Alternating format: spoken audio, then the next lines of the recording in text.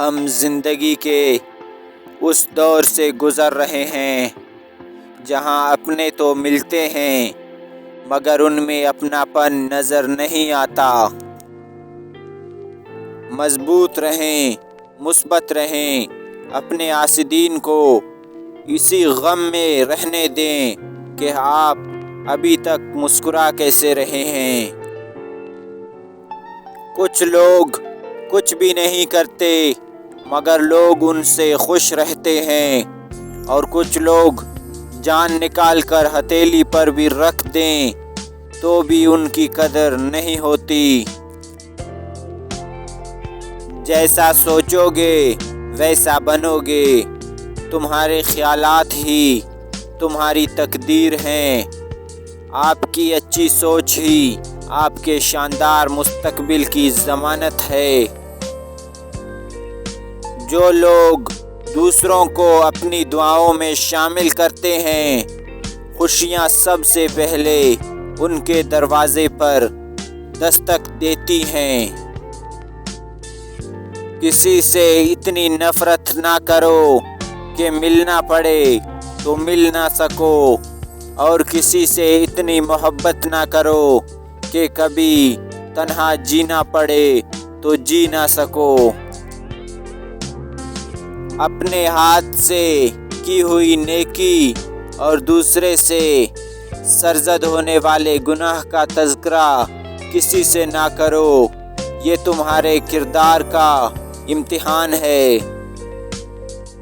ہر وقت طنزیہ لہجہ رکھنے والا اپنا وقار کھو بیٹھتا ہے۔ اگر زندگی کو ہمیشہ خوشیوں کے ساتھ گزارنا چاہتے ہو تو غمزدہ لوگوں کے غم سنا کرو، کبھی دکھی نہیں ہوگے۔ خاموشی اختیار کر لینا دب جانے کی علامت نہیں، ہر بندہ جواب کا مستحق نہیں ہوتا۔ کبھی کسی کا دل مت دکھاؤ، اس کے آنسو آپ کے لیے سزا بن سکتے ہیں۔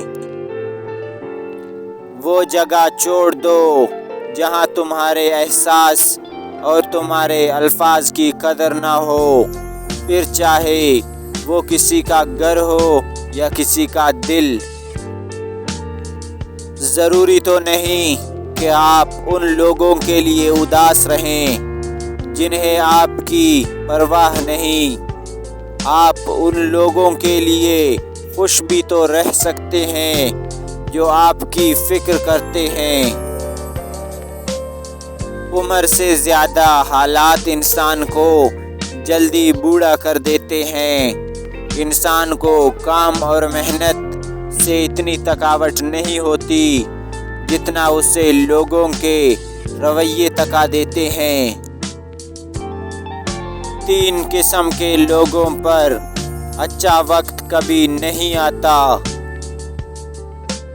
نمبر 1، سست اور کاہل انسان پر۔